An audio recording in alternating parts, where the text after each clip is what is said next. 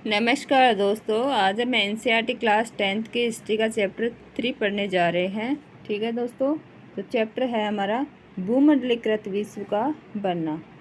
तो चलो दोस्तों शुरू करते हैं। आधुनिक युग से पहले जब हम वैश्वीकरण की बात करते हैं तो आमतौर पर हम एक ऐसी आर्थिक व्यवस्था की बात करते हैं जो मोटे तौर पर पिछले लगभग 50 सालों में ही हमारे सामने आई है। लेकिन जैसा कि आप इस अध्याय में देखेंगे, भूमंडलीकृत विश्व के बनने की प्रक्रिया व्यापार का काम की तलाश में एक जगह से दूसरी जगह जाते लोगों का पूंजी व बहुत सारी चीज़ों की वैश्विक आवाजाही का एक लंबा इतिहास रहा है। आज जब हम अपने जीवन में वैश्विक आपसी संपर्क के बारे में सोचते हैं तो हमें उन युगों के बारे में भी जानना चाहिए जिनसे गुजरते हुए हमारी यह दुनिया ऐसी बनी है। इतिहास के हर दौर में मानव समाज एक दूसरे के ज़्यादा नज़दीक आते गए हैं। प्राचीन काल से ही यात्री, व्यापारी, पुजारी और तीर्थयात्री ज्ञान, अवसरों और आध्यात्मिक शांति के लिए या उत्पीड़न यातनापूर्ण जीवन से बचने के लिए दूर दूर की यात्राओं पर जाते रहे हैं। अपनी यात्राओं में ये लोग तरह तरह की चीज़ें, पैसा, मूल्य, मान्यताएं, हुनर, विचार, आविष्कार और यहाँ तक कि कीटाणु और बीमारियाँ भी साथ लेकर चलते रहे हैं। 3000 ईसा पूर्व में समुद्री तटों पर होने वाले व्यापार के माध्यम से सिंधु घाटी की सभ्यता उस इलाके से भी जुड़ी हुई थी जिसे आज हम पश्चिमी एशिया के नाम से जानते हैं। 1000 साल से भी ज़्यादा समय से मालदीव के समुद्र में पाई जाने वाली कौड़ियाँ, जिन्हें पैसे या मुद्रा के रूप में इस्तेमाल किया जाता था, चीन और पूरी अफ्रीका तक पहुँचती रही हैं। बीमारी फैलाने वाले कीटाणुओं का दूर दूर तक पहुँचने का इतिहास भी 7वीं सदी तक ढूंढा जा सकता है। 13वीं सदी के बाद तो इनके प्रसार को निश्चय ही साफ देखा जा सकता है। चित्र एक देखते हैं। एक स्मृति शिला पर पानी के एक जहाज का चित्र, गोवा संग्रहालय, 10वीं शताब्दी।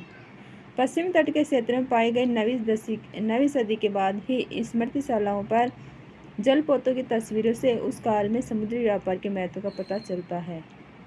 ये देखो, रेशम मार्ग, सिल्क रूट से जुड़ती दुनिया।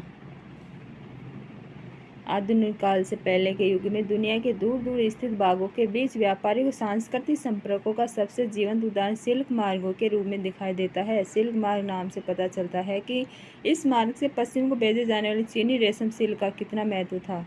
इतिहासकारों ने बहुत सारे सिल्क मार्गों के बारे में बताया है। जमीन या समुद्र होकर गुजरने वाले रास्ते न केवल एशिया के विशाल क्षेत्रों को एक दूसरे से जोड़ने का काम करते थे, बल्कि एशिया को यूरोप और उत्तरी अफ्रीका से भी जोड़ते थे। ऐसे मार्ग ईसा पूर्व के समय में ही सामने आ चुके थे और लगभग 15वीं शताब्दी तक अस्तित्व में थे। इसी रास्ते से चीनी पोटरी जाती थी और इसी रास्ते से बाद दक्षिण पूर्व एशिया के कपड़े, मसाले दुनिया के दूसरे भागों में पहुंचते थे। वापसी में सोने, चांदी जैसी कीमती धातु यूरोप से एशिया पहुंचती थी। व्यापार और सांस्कृतिक आदान प्रदान दोनों प्रक्रियाएं साथ साथ चलती थी। शुरुआती काल के ईसाई मिशनरी निश्चय ही इसी मार्ग से एशिया आते होंगे। कुछ सदी बाद मुस्लिम धर्मोपदेशक भी इसी रास्ते से दुनिया में फैले। इससे भी बहुत पहले पूर्वी भारत में उपजा बौद्ध धर्म सिल्क मार्ग की विविध शाखाओं से ही कई दिशाओं में फैल चुका था। चित्र 2, चीन के गुफा पेंटिंग में दर्शाया गया सिल्क मार्ग। 8वीं सदी, गुफा 217, मोगाओ ग्राटोन, गंसू, चीन। नेक्स्ट है भोजन की यात्रा, स्पेगेटी और आलू। हमारे खाद्य पदार्थ दूर देशों के बीच सांस्कृतिक आदान प्रदान के कई उदाहरण पेश करते हैं। जब भी व्यापारी मुसाफिर किसी नए देश में जाते थे, जाने अनजाने वहाँ नई फसलों के बीज बो आते थे। संभव है कि दुनिया के विभिन्न भागों में से मिलने वाले झटपट तैयार होने वाले रेडी खाद्य पदार्थों के भी साझा स्रोत रहे हों। आइए स्पेगेटी और नूडल्स का ही उदाहरण ले। माना जाता है कि नूडल्स चीन से पश्चिम में पहुंचे और वहां उन्हीं से स्पेगेटी का जन्म हुआ। यह संभव है कि पास्ता अरब यात्रियों के साथ 5वीं सदी में सिसिली पहुंचा, जो अब इटली का ही एक टापू है। इसी तरह के आहार भारत और जापान में भी पाए जाते हैं, इसलिए हो सकता है कि हम कभी यह न जान सके कि उनका जन्म कैसा हुआ होगा। फिर भी इन अनुमानों के आधार पर इतना जरूर कहा जा सकता है कि आधुनिक काल से पहले ही दूर देशों के बीच सांस्कृतिक लेन देन चल रहा होगा। चित्र 3 वेनिस में पूरे विश्व से आए व्यापारी चीज़ों की अदला बदली करते हुए Marco Polo, Book of Marvels, 15वीं सदी।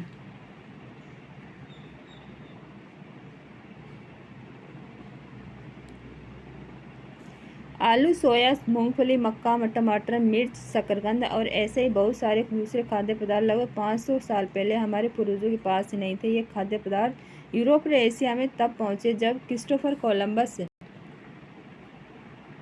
गलती से उन अज्ञात महाद्वीपों में पहुंच गया था जिन्हें बाद में अमेरिका के नाम से जाना जाने लगा। यहाँ अमेरिका का मतलब उत्तरी अमेरिका, दक्षिण अमेरिका और कैरिबियन द्वीप समूह सभी से है। दरअसल हमारे बहुत सारे खाद्य पदार्थ अमेरिका के मूल निवासियों यानी अमेरिकन इंडियनों से हमारे पास आए हैं। कई बार नई फसलों के आने से जीवन में ज़मीन आसमान का फ़र्क आ जाता था। साधारण से आलू का इस्तेमाल शुरू करने पर यूरोप के गरीबों की ज़िंदगी आमूल रूप से बदल गई थी।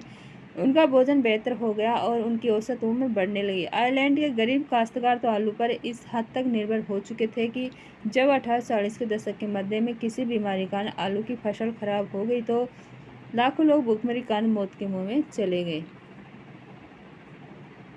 विजयी बीमारी और व्यापार। 16वीं सदी में जब यूरोपीय जहाजियों ने एशिया तक का समुद्री रास्ता ढूंढ लिया और वे पश्चिमी सागर को पार करते हुए अमेरिका तक जा पहुंचे तो पूर्व आधुनिक विश्व बहुत छोटा सा दिखाई देने लगा। इससे पहले कई सदियों से हिंद महासागर के पानी में फलता फूलता व्यापार, तरह तरह के सामान, लोग, ज्ञान और परंपराएं एक जगह से दूसरी जगह आ जा रही थी। भारतीय उपमहाद्वीप इन प्रवाहों के रास्ते में एक अहम बिंदु था। पूरे नेटवर्क में इस इलाके का भारी महत्व था। यूरोपियों के दाखिले से यह आवाजाही और बढ़ने लगी और इन प्रवाहों की दिशा यूरोप की तरफ भी मुड़ने लगी। चित्र 4 आयरलैंड में आलू अकाल, इलस्ट्रेटेड, लंदन न्यूज़, 1849। फसल कट जाने बाद बचे कुछ आलू की उम्मीद में खेत की मिट्टी खोदते बच्चे। 1845 के बीच बड़े भयानक आयरिश आलू अकाल के दौरान आयरलैंड के लगभग 1 लाख लोग भूखमरी के कारण 10 लाख लोग भूखमरी के कारण मारे गए थे और इससे 2 गुने लोग काम की तलाश में घर बार छोड़कर दूसरे इलाकों में चले गए थे।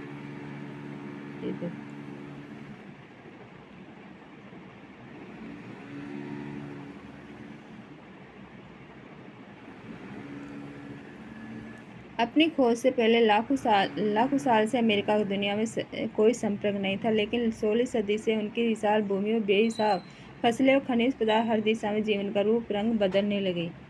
आज के पेरू और मेक्सिको में मौजूद खानों से निकलने वाले कीमती धातुओं, खासतौर से चांदी ने यूरोप की संपदा को बढ़ाया और पश्चिमी एशिया के साथ होने वाले उसके व्यापार को गति प्रदान की। 17वीं सदी के आते आते पूरे यूरोप में दक्षिण अमेरिका की धन संपदा के बारे में तरह तरह के किस्से बनने लगे थे। इन्हीं किंवदंतियों की बदौलत वहाँ के लोग एल डोराडो को सोने का शहर मानने लगे और उसकी खोज में बहुत सारे खोजी अभियान शुरू किए गए। 16वीं सदी के मध्य तक आते आते पुर्तगाली स्पेनिश सेनाओं की विजय का सिलसिला शुरू हो चुका था। उन्हें अमेरिका को उपनिवेश बनाना शुरू कर दिया था। यूरोपीय सेनाएं केवल अपनी सैनिक ताकत के दम पर नहीं जीतती थी। स्पेनिश विजेताओं के सबसे शक्तिशाली हथियारों में परंपरागत किस्म का सैनिक हथियार तो कोई था ही नहीं। यह हथियार तो चेचक जैसे कीटाणु थे जो स्पेनिश सैनिकों और अफसरों के साथ वहाँ जा पहुंचे थे। लाखों साल से दुनिया से अलग थलग रहने के कारण अमेरिका के लोगों के शरीर में यूरोप से आने वाली इन बीमारियों से बचने की रोग प्रतिरोधक क्षमता नहीं थी। जैविक युद्ध। न्यू इंग्लैंड स्थित मैसाचुसेट बे कॉलोनी के पहले गवर्नर जॉन विनथॉर्प ने मई 1634 लिखा था कि छोटी चेचक उपनिवेशकारों के लिए ईश्वर का वरदान है। देशी जनता छोटी चेचक के कारण लगभग पूरी खत्म हो चुकी थी। इस तरह परमेश्वर ने हमारी मिल्कियत पर हमें मालिकाना दे दिया। नए सब देख लेते पहले। असंतुष्ट जो स्थापित विश्वासों तरीकों को नहीं मानता। फलस्वरूप इस नए स्थान पर चेचक बहुत मारक साबित हुई। एक बार संक्रमण शुरू होने के बाद तो यह बीमारी पूरे महाद्वीप में फैल गई। जहाँ यूरोपीय लोग नहीं पहुँचते थे वहाँ के लोग भी इसकी चपेट में आने लगे। इसने पूरे के पूरे समुदाय को खत्म कर डाला। इस तरह घुसपैठियों की जीत का रास्ता आसान होता चला गया। बंदूकों तो खरीद कर या छीन कर हमलावरों के खिलाफ भी इस्तेमाल किया जा सकता था, पर चेचक जैसी बीमारियों के मामले में तो ऐसा नहीं किया जा सकता था, क्योंकि हमलावरों के पास उससे बचाव का तरीका भी था और उनके शरीर में रोग प्रतिरोधक क्षमता भी विकसित हो चुकी थी। 19वीं सदी तक यूरोप में गरीबी और भूख का भी साम्राज्य था। शहरों में बेहिसाब भीड़ थी और बीमारियों का बोलबाला था। धार्मिक टकराव आम थे। धार्मिक असंतुष्टों को कड़ा दंड दिया जाता था। इस वजह से हजारों लोग यूरोप से भागकर अमेरिका जाने लगे। 18वीं सदी तक अमेरिका में अफ्रीका से पकड़ कर लाए गए गुलामों को काम में झोंक कर यूरोपीय बाजारों के लिए कपास और चीनी का उत्पादन किया जाने लगा था। 18वीं शताब्दी का काफ़ी समय बीत जाने के बाद भी चीन और भारत को दुनिया के सबसे धनी देशों में गिना जाता था। एशियाई व्यापार में भी उन्हीं का दबदबा था, लेकिन विशेषज्ञों का मानना है कि 15वीं सदी से चीन ने दूसरे देशों के साथ अपने संबंध कम करना शुरू कर दिए और वह दुनिया से अलग थलग पड़ने लगा। चीन की घटती भूमिका और अमेरिका की बढ़ते महत्व के चलते विश्व व्यापार केंद्र पश्चिम की ओर खिसकने लगा। अब यूरोप ही विश्व व्यापार का सबसे बड़ा केंद्र बन गया। चित्र 5 गुलामों की खरीद फरोख्त new Orleans illustrated London news 1851। एक खरीदार नीलामी के लिए कतार में खड़े गुलामों को गौर से देख रहा है। इस चित्र में 4 औरतों लंबी टोपियों वाले पहने 7 पुरुषों के साथ 2 बच्चे भी बिकने के लिए खड़े हैं। अच्छी कीमत पाने के लिए गुलामों को अक्सर बढ़िया कपड़े पहनाकर बाजार में लाया जाता था।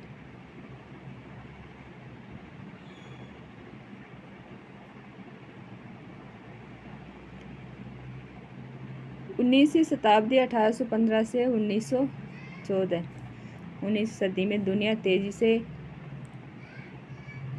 से बदलने लगी। आर्थिक, राजनीतिक, सामाजिक, सांस्कृतिक, तकनीकी कारकों ने पूरे के पूरे समाजों की काया पलट कर दी और विदेशी संबंधों को नए डरे में डाल दिया। अर्थशास्त्रियों ने अंतर्राष्ट्रीय आर्थिक विनिमय में 3 तरह की गतियों या प्रवाहों का उल्लेख किया। इनमें पहला प्रवाह व्यापार का होता है, जो 19वीं सदी में मुख्य रूप से वस्तुओं जैसे कपड़ा, गेहूं आदि के व्यापार तक ही सीमित था। दूसरा श्रम का प्रवाह होता है। इसमें लोग काम या रोजगार की तलाश में एक जगह से दूसरी जगह जाते हैं। तीसरा प्रवाह पूंजी का होता है, जिसे अल्प या दीर्घ अवधि के लिए दूर दराज के इलाकों में निवेश कर दिया जाता है। ये तीनों तरह के प्रवाह एक दूसरे से जुड़े हुए थे और लोगों के जीवन को प्रभावित करते थे। कभी कभी इन कारकों के बीच मौजूद संबंध टूट भी जाते थे। उदाहरण के लिए वस्तुओं या पूंजी की आवाजाही के मुकाबले श्रमिकों की आवाजाही पर प्रायः ज़्यादा शर्तें और बंदिशें लगाई जाती थी। फिर भी यदि हम इन तीनों प्रभावों का एक साथ अध्ययन करें तो 19वीं सदी की विश्व अर्थव्यवस्था को ज़्यादा अच्छी तरह समझ सकते हैं।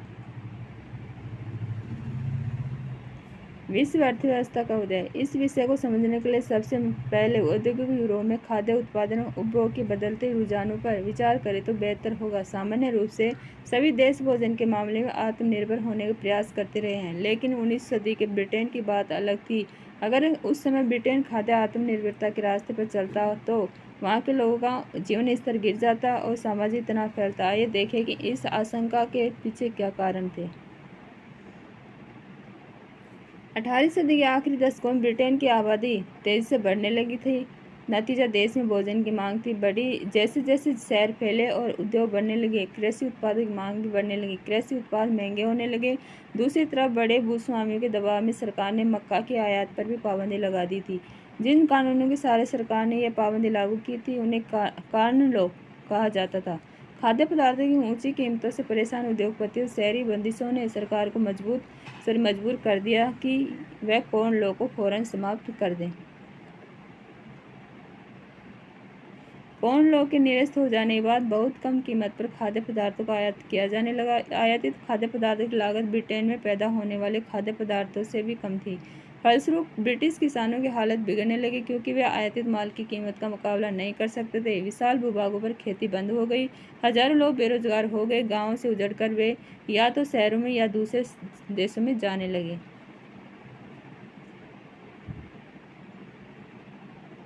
जब खाद्य पदार्थों की कीमतों में गिरावट आई तो ब्रिटेन में उपभोग का स्तर बढ़ गया। 19वीं सदी के मध्य से ब्रिटेन की औद्योगिक प्रगति काफ़ी तेज रही, जिससे लोगों की आय में वृद्धि हुई। इससे लोगों की ज़रूरतें बढ़ी। खाद्य पदार्थों का और भी ज़्यादा मात्रा में आयात होने लगा। पूरी यूरोप, रूस, अमेरिका, ऑस्ट्रेलिया, दुनिया के हर हिस्से में ब्रिटेन का पेट भरने के लिए ज़मीनों को साफ करके खेती की जाने लगी। खेती के लिए ज़मीन को साफ कर देना ही काफ़ी नहीं था। खेतिहर इलाकों में बंदरगाहों से जोड़ने के लिए रेलवे की भी ज़रूरत थी। ज़्यादा तादाद में माल ढुलाई के लिए नई गोदियाँ बनाना और पुरानी गोदियों को फैलाना ज़रूरी था। नई ज़मीनों पर खेती करने के लिए यह आवश्यक था कि दूसरे इलाकों के लोग वहां आकर बसे, यानी नए घर बनाना और नई बस्तियों की बसाना भी ज़रूरी था। इन सारे कामों के लिए पूंजी और श्रम की ज़रूरत थी। इसके लिए लंदन जैसे वित्तीय केंद्रों से पूंजी आने लगी। अमेरिका और ऑस्ट्रेलिया जैसे जिन स्थानों पर मजदूरों की कमी थी, वहां लोगों को ले जाकर बसाया जाने लगा, यानी श्रम का प्रवाह होने लगा। 19वीं सदी में यूरोप के लगभग 5 करोड़ लोग अमेरिका और ऑस्ट्रेलिया में जाकर बस गए। माना जाता है कि पूरी दुनिया में लगभग 15 करोड़ लोग बेहतर भविष्य की चाह में अपने घर बार छोड़कर दूर दूर के देशों में जाकर काम करने लगे थे। चित्र 7, जहाज पर चढ़ने का इंतजार करते आयरिश आप्रवासियों का चित्र। माइकल फिट्जजेराल्ड, 1874।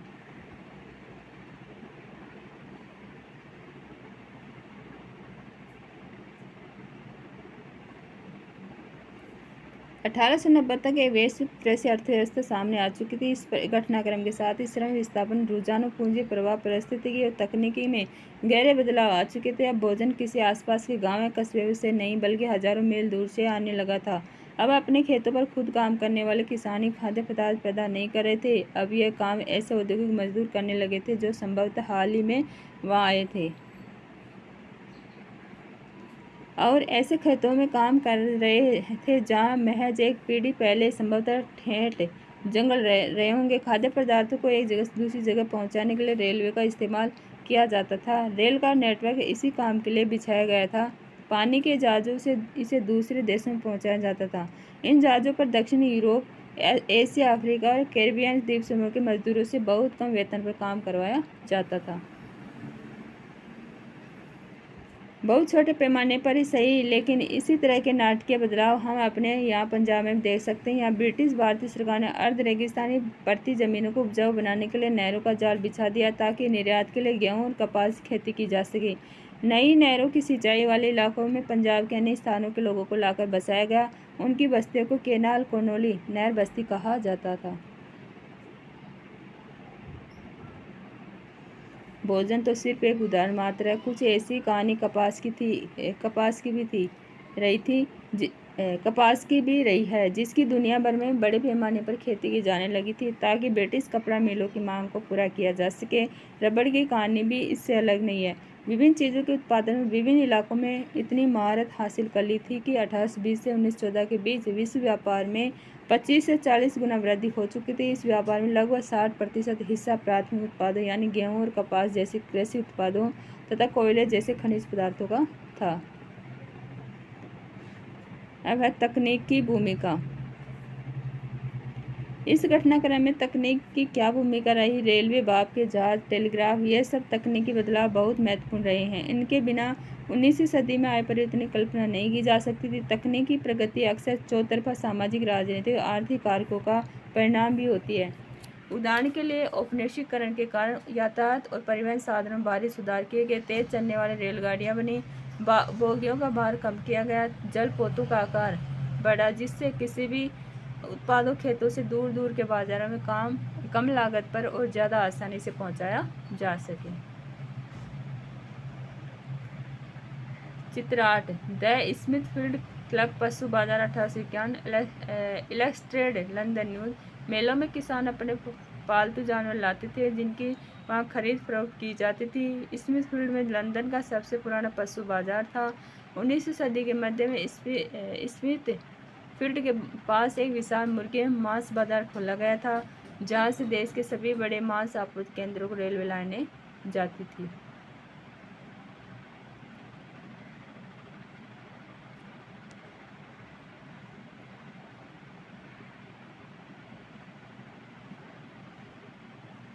मांस उत्पादों के व्यापार से इस प्रक्रिया का अच्छा अंदाजा मिलता है। 1870 के दशक तक अमेरिका से यूरोप को मांस का निर्यात नहीं किया जाता था।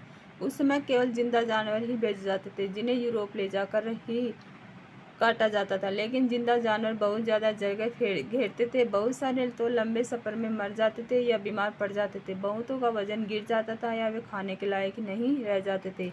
इसी वजह से मांस खाना एक महंगा सौदा था और यूरोप के गरीबों की पहुंच से बाहर था। दूसरी तरफ ऊंची कीमतों के कारण मांस उत्पादों की मांग और उत्पादन भी कम रहता था। नई तकनीकी के आ जाने पर यह स्थिति बदल गई। पानी के जहाज़ों में रेफ्रिजरेशन की तकनीक स्थापित कर दी गई, जिससे जल्दी खराब होने वाली चीज़ों को भी लंबी यात्राओं पर ले जाया जा सकता था। इसके बाद तो जानवरों को यात्रा से पहले ही मारा जाने लगा। अमेरिका, ऑस्ट्रेलिया, न्यूजीलैंड सब जगह से जानवरों के बजाय उनका मांस ही यूरोप भेजा जाने लगा। इससे न केवल समुद्री यात्रा में आने वाला खर्चा कम हो गया, बल्कि यूरोप में मांस के दाम भी गिर गए।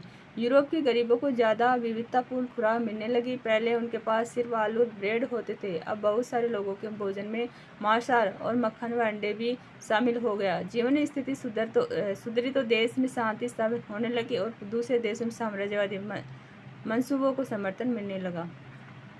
चित्र 9, मांस को अलेक्सेंद्रा जलपोत पर लादा जा रहा है।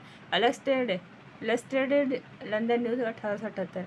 मांस का निर्यात तभी संभव हो पाया जब जहाज़ों को ठंडा रखने की व्यवस्था कर ली गई थी।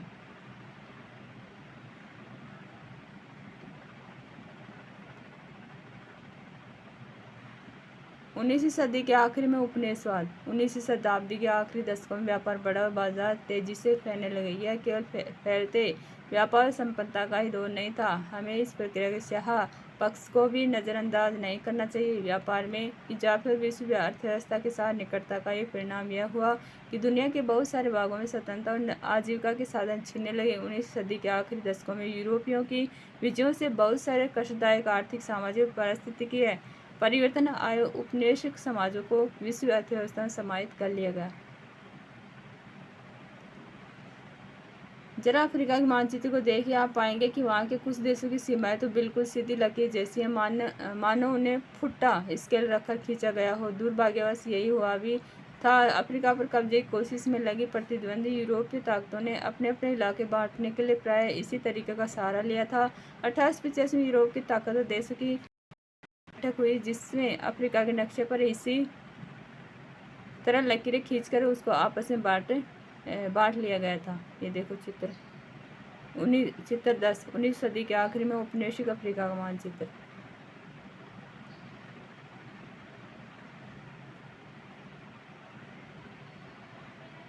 उन्नीस सदी के आखिर में ब्रिटेन और फ्रांस ने अपने शासन वाले विदेशी क्षेत्रफल में भारी वृद्धि कर ली थी। बेल्जियम, जर्मनी नई औपनिवेशिक ताकतों के रूप में सामने आए।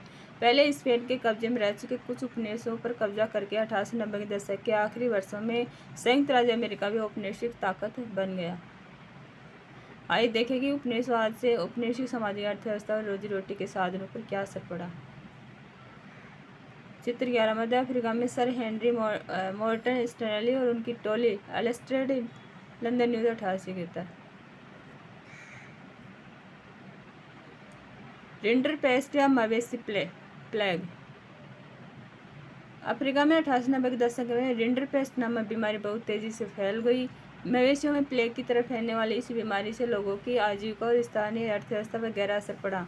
यह इस बात का अच्छा उदाहरण है कि औपनिवेशिक समाजों पर यूरोपीय साम्राज्यवादी ताकतों के प्रभाव से बड़े पैमाने पर क्या असर पड़े। इस उदाहरण से पता चलता है कि हमलों विजयों के इस युग में दुर्घटनावश फैल गई मवेशियों की बीमारी ने भी हजारों लोगों का जीवन व भाग्य बदल कर रख दिया और दुनिया के साथ उनके संबंधों को नई शक्ल में डाल दिया। प्राचीन काल से ही अफ्रीका में जमीन की कभी कोई कमी नहीं रही, जबकि वहाँ की आबादी बहुत कम थी। सदियों तक अफ्रीकियों की जिंदगी व कामकाज जमीन और पालतू पशुओं के सहारे चलता रहा। वहाँ पैसे या वेतन पर काम करने का चलन नहीं था। 19वीं सदी के आखिर में अफ्रीका में ऐसे उपभोक्ता सामान बहुत कम थे जिन्हें वेतन के पैसे से खरीदा जा सकता था। अगर आप अफ्रीका के किसान होते और आपके पास जमीन और पालतू पशु होते जिनकी वहाँ कोई कमी नहीं थी, तो शायद आपको भी यह बात समझ में नहीं आती कि वेतन के लिए काम करने की क्या ज़रूरत है। 19वीं सदी के आखिर में यूरोपीय ताकतें अफ्रीका के विशाल भूक्षेत्र और खनिज भंडारों को देखकर इस महाद्वीप की ओर आकर्षित हुई थी। यूरोपीय लोग अफ्रीका में बागानी खेती करने और खदानों का दोहन करना चाहते थे ताकि उन्हें वापस यूरोप भेजा जा सके, लेकिन वहाँ एक ऐसी समस्या पेश आई जिसकी उन्हें उम्मीद नहीं थी। वहाँ के लोग तनख्वाह पर काम नहीं करना चाहते थे। मजदूरों की भर्ती और उन्हें पास रोक के रखने के लिए मालिकों ने बहुत सारे हथकंडे आजमा कर देख लिए, लेकिन बात नहीं बनी। उन पर भारी भरकम कर लाद दिए गए, जिनका भुगतान केवल तभी किया जा सकता था। चित्र 13 दक्षिण अफ्रीका के ट्रांसवाल स्वर्ण खदानों में खुदाई करते मजदूर। द ग्राफिक 28वीं चित्र।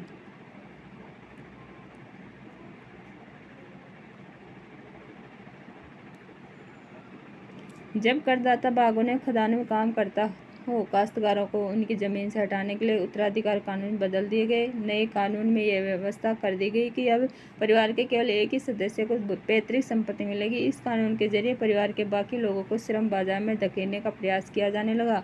खान कर्मियों को बाड़ों में बंद कर दिया गया, उनके खुलेआम घूमने फिरने पर पाबंदी लगा दी गई। तभी वहाँ रिडरपेस्ट नामक विनाशकारी पशु रोग फैल गया।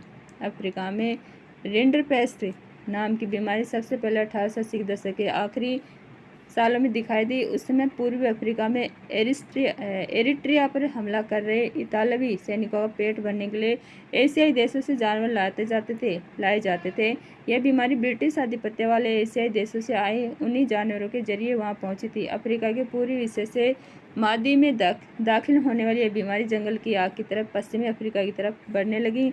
1892 में यह अफ्रीका के अटलांटिक तट तक जा पहुंची। 5 साल बाद यह केप अफ्रीका का दूर दक्षिणी हिस्सा तक भी पहुंच गई। रिडरपेस्ट ने अपने रास्ते में आने वाले 90% मवेशियों को मौत की नींद सुला दिया।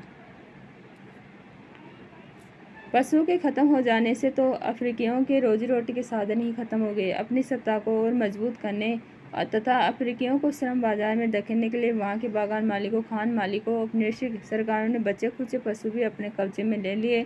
बचे खुचे पशु संसाधनों पर कब्जे में से यूरोपीय औपनिवेशकारों को पूरे अफ्रीका को जीतने में गुलाम बना लेने का बेहतरीन मौका हाथ लग गया था।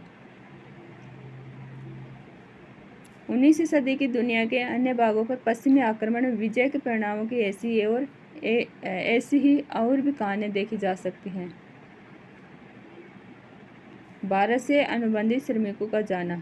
भारत से अनुबंधित गिरमिटिया श्रमिकों को ले जाया जाना भी 19वीं सदी की दुनिया की विविधता को प्रतिबंधित करता है। यह तेज आर्थिक वृद्धि के साथ साथ जनता के कष्टों में वृद्धि, कुछ लोगों की आय में वृद्धि और दूसरों के लिए बेहिसाब गरीबी, कुछ क्षेत्रों में बाहरी तकनीकी प्रगति और दूसरे क्षेत्रों में उत्पीड़न के नए रूपों की ईजाद की दुनिया थी।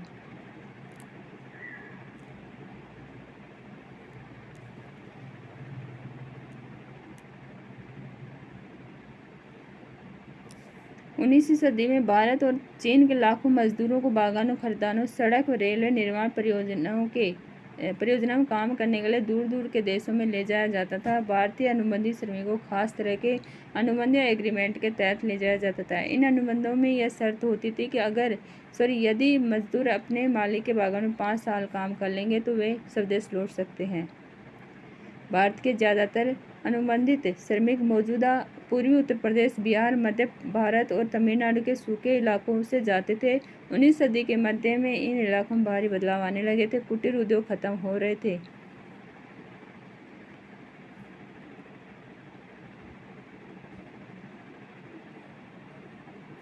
जमीन का भाड़ा बढ़ गया था। खानों और बागानों के लिए जमीनों को साफ किया जा रहा था। इन परिवर्तनों से गरीबों के जीवन पर गहरा असर पड़ा।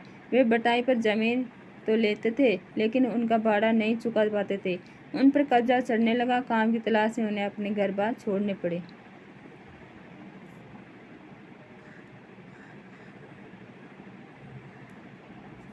भारतीय अनुबंधित श्रमिकों को मुख्य रूप से कैरिबियाई द्वीप समूह, मुख्यतः त्रिनिदाद, गुयाना और सुरिनाम, मॉरिशस व फिजी ले जाया जाता था। तमिल अप्रवासी सिलोन और मलाया जाकर काम करते थे। बहुत सारे अनुबंधित श्रमिकों को असम के चाय बागानों में काम करवाने के लिए भी ले जाया जाता था।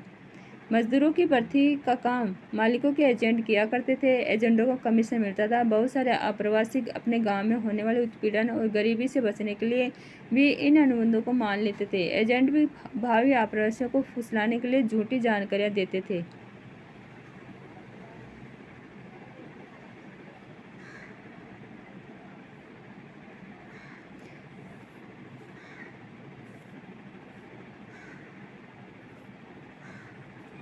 कहाँ जाना है जानकारी देते थे, कहाँ जाना है, यात्रा के साधन क्या होंगे, क्या काम करना होगा और नई जगह पर काम के बाद जीवन के हालात कैसे होंगे, इस बारे में उन्हें सही जानकारी नहीं दी जाती थी। बहुत सारे आप्रवासियों को तो यह भी नहीं बताया जाता था कि उन्हें लंबी समुद्री यात्रा पर जाना है। अगर कोई मजदूर अनुबंध के लिए राजी नहीं होता था तो एजेंट उसका अपहरण कर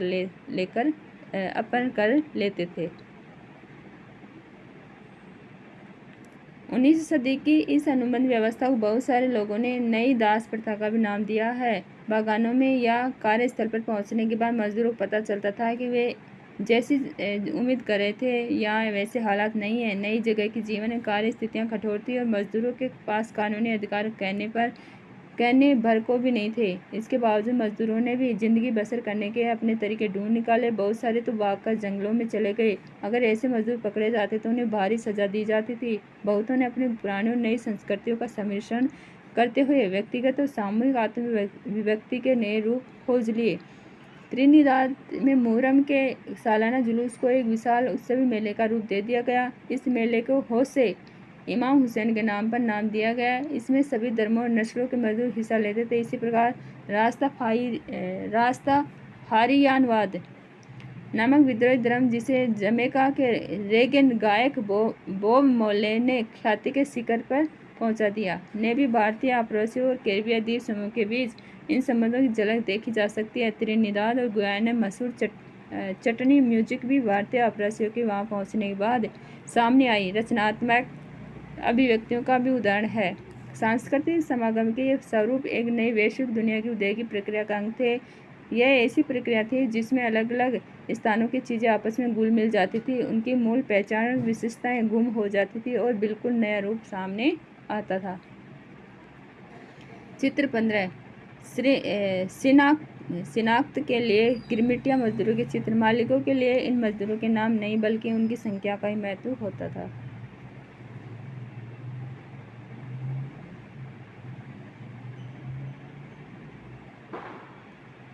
ज़्यादातर अनुबंधित श्रमिक अनुबंध समाप्त हो जाने के बाद भी वापस नहीं लौटे। जो वापस लौटे उनमें से भी अधिकांश केवल कुछ समय यहाँ बिताकर फिर अपने नए ठिकाने पर वापस चले गए। इसी कारण इन देशों में भारतीय मूल के लोगों की संख्या बहुत ज़्यादा पाई जाती है। क्या आपने नोबेल पुरस्कार विजेता साहित्यकार वी.एस. नायपॉल का नाम सुना है? आप में से कुछ लोगों ने वेस्ट इंडीज़ के क्रिकेट खिलाड़ी शिव नरेन चंद्रपॉल और राम नरेश सरवन का नाम भी सुना ही होगा। क्या आपको कभी ऐसा लगता है कि उनके नाम हम भारतीय जैसे क्यों हैं? इसकी वजह यही है कि वे बाहर से गए अनुबंधित मजदूरों के ही वंशज हैं। 20वीं सदी के शुरुआती सालों से ही हमारे देश के राष्ट्रवादी नेता इस प्रथा का विरोध करने लगे थे। उनकी राय में यह बहुत अपमानजनक कुव्यवस्था थी। इसी दबाव के कारण 1921 में इसे खत्म कर दिया गया। लेकिन इसके बाद भी कई दशक तक भारतीय अनुबंधित मजदूरों के वंशज कैरिबियन द्वीप समूह में बेचैन अल्पसंख्यकों का जीवन जीते रहे। वहाँ के लोग उन्हें कुली मानते थे और उनके साथ कुलियों जैसा बर्ताव करते थे। नायपॉल के कुछ प्रारंभिक उपन्यासों में विछोह और परायेपन के इस एहसास को खूब देखा जा सकता है। चित्र 16 एक अनुबंधित श्रमिक गिरमिटिया मजदूर के अनुबंध का फोरम। तो दोस्तों आज हम यहीं तक पढ़ेंगे, ठीक है। हमारा चैप्टर और भी बच रहा है और इसको जल्दी कंप्लीट करेंगे। साथ में हम इसके क्वेश्चन आंसर भी देखेंगे। तो चलो दोस्तों, थैंक यू। जल्दी मिलते हैं। Thank you.